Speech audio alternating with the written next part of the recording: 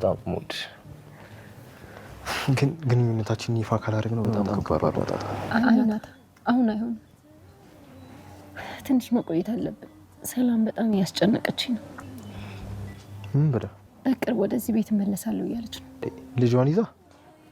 አዎ ልጄን ይዤ እመለሳለሁ እያለች ነው። ለምን?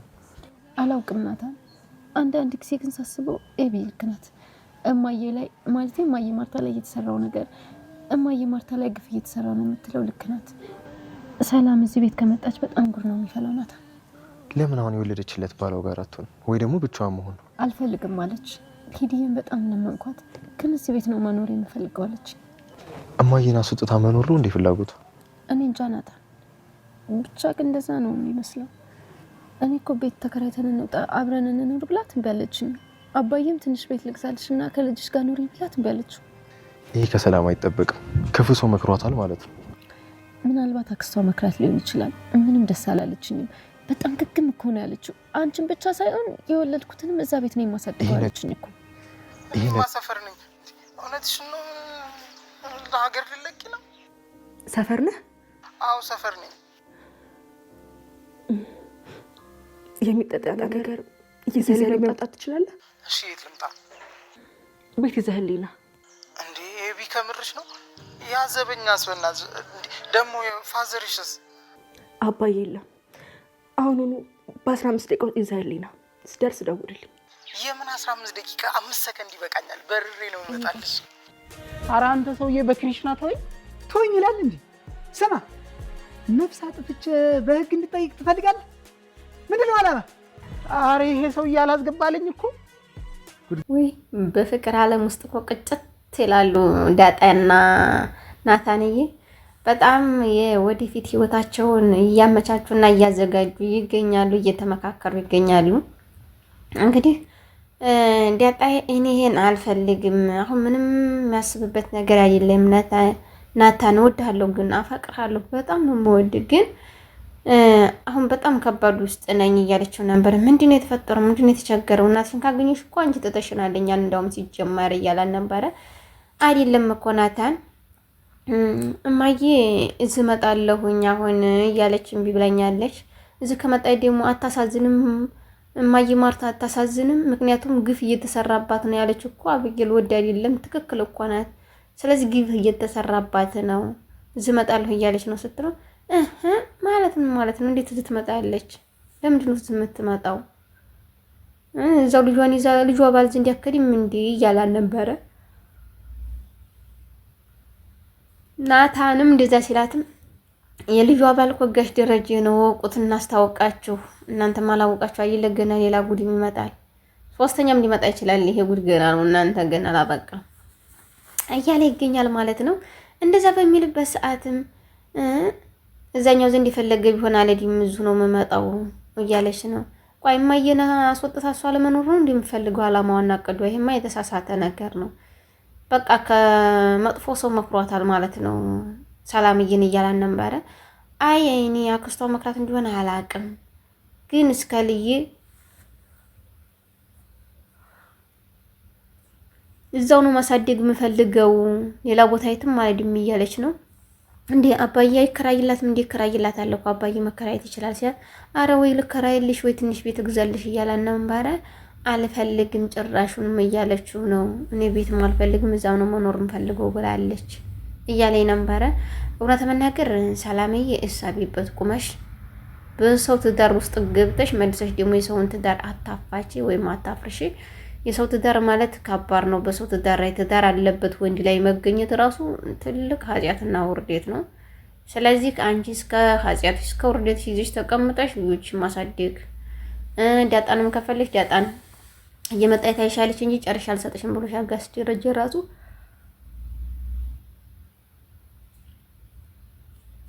እና እንደዛ እያላት ነበረ። መጨረሻ ላይ እኔ በቃ ምን ልበል ምን እንደምልም ግራ ገባኝ። ናታንን ምን ብዬ እንደማስረዳትም አላቅም። እሷንም ስናገራት ጭራሹንም ልትሰማኝም አልቻለችም። እና ምንድነው የማስበው እያለች ነበረ። አይ ታዩ ችግር የለም ተስተካከል ትሆናለች። አይ ተስተካከል ማረ እንደው ጭራሹንም ብላኛለች ኪዳንዬን እያለች ነበረ።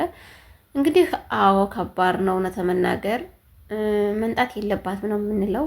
እነሱ በጣም እየተጫወቱ በቃ የውስጣቸውን የሆዳቸውን እየተመካከሩ ከሱል ጋር እንትን ብላ እየተጫወተ ትገኛለች። ዳጣይም እነዛ በምትልበት ሰዓት ምጥንና ውህዋይም እዛ ያሉት ማናቸው ጥግ ያሉት እንሂድባቸው እንደ እያሉ እየተመካከሩ ነበር።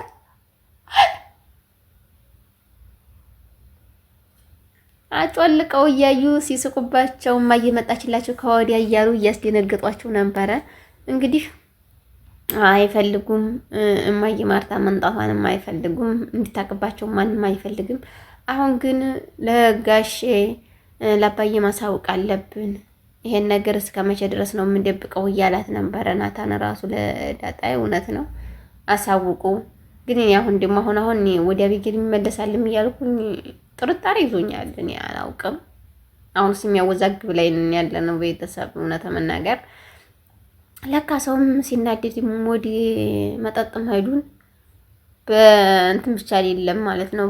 በእውንም ትክክል ነው ማለት ነው። እሷ እንግዲህ አርጁን ደውላ ጌታ ያለው ስትለው ሰፈሬ ምናምን ሲላት ራሱ እና ፈልግሃለሁ መጠጥ ይዘህልኝና ነው ያለችው። እሷ ግን በጣም ተበሳይታ በጣም ተናዳለች።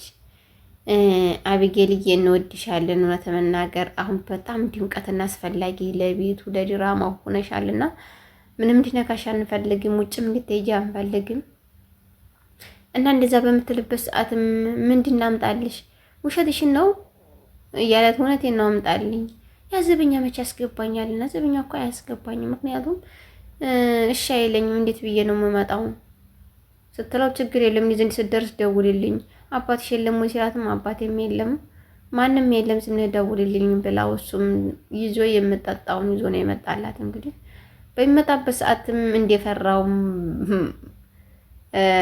ገዝዬ ጀግና፣ እውነት ጀግና እልኩ ነው እኮ የሚያስመጥጠው። እና አትገባም ምን ልትሰራ ምገባው አንተ ልጅ ያመሃል እንዴ ሲላ ማሰቢያ የሚልህ እንዴ እያለ ሲናገረው ነበረ። ቆይ አንተ ከዚህ ከቤት ጋር ምን አለ የዚህ የቤት ኃላፊ እያለ አንተ ምን አገባህ እያለው ነበረ።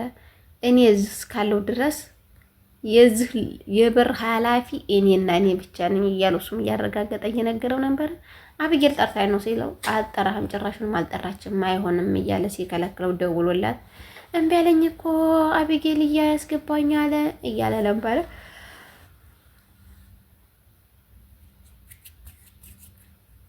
እንግዲህ ጊዜም እንደዛ በሚልበት ሰዓትም ለዳጣይ መታገዝ ልቀቀው፣ አስገባው፣ ችግር የለም ምን ይፈልገው ነው አለችው።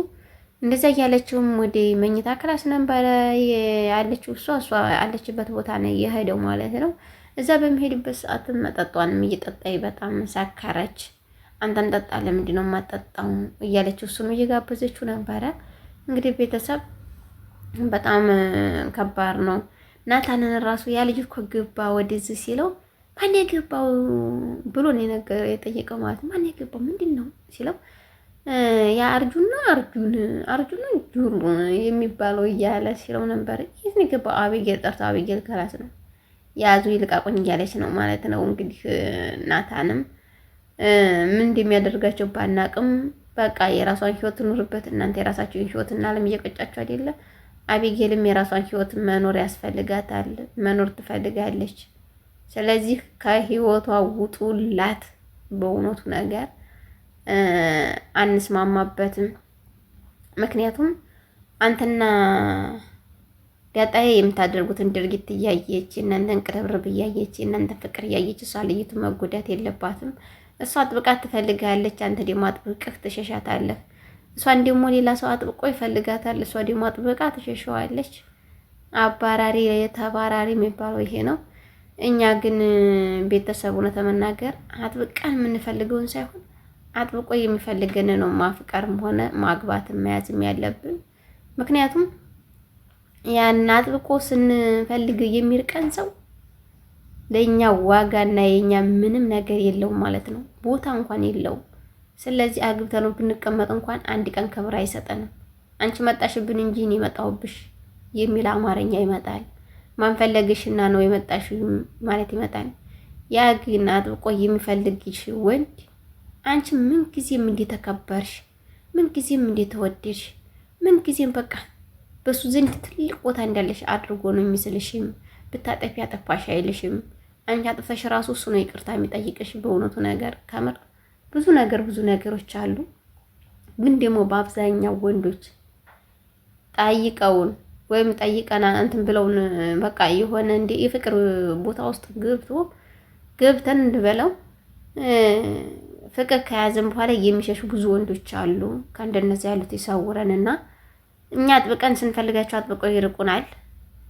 ከዛ እነሱን በቃ የመርሳትም ለመተውም ብዙ ጊዜያቶች ቢፈጅብንም ስንተዋቸው ሌላ ህይወት ስንጀምር ያዙ ይልቀቁኝ፣ እሞታለሁ፣ ፈነዳለሁ፣ እገላለሁ፣ ማንም የሚነካሽ እኔም በዚች ምድር እስካለው ድረስ አንቺ የማንም እንድትሆኝ አልፈልግም የሚሉትስ ነገር እውነት ከባድ ነው። ከእንደዚህ ያለ ደግሞ ይሰውረን ነው የሚባለው። እንደዚህ የሚሉ ወንዶች ብዙዎች አሉ። እኔ ራሱ ብዙዎች ያጋጠሙኛሉ። ምክንያቱም ስንፈልጋቸው ይሸሻሉ፣ ስንርቃቸው ይከተላሉ። ግን ምንድነው ቤተሰብ እኔ ላይ ብቻ ነው ወይስ እናንተ ላይ ብቻ ነው ይሄም ያለው? እና እንደዛ በሚያደርጉበት ሰዓትም በጣም እኛ እንጎዳለን። እርግጥ ብንጎዳም ጊዜያዊ ነው የምንጎዳው እንጂ ሁልጊዜም አንጎዳም። ምክንያቱም የኛ ቦታ የማይሰጠንና ክብር የማይሰጠንን ሰው ነው የራቅ ነው እንጂ ክብር የሚሰጠንን ሰው አይደለም እየራቅን ያለ ነው።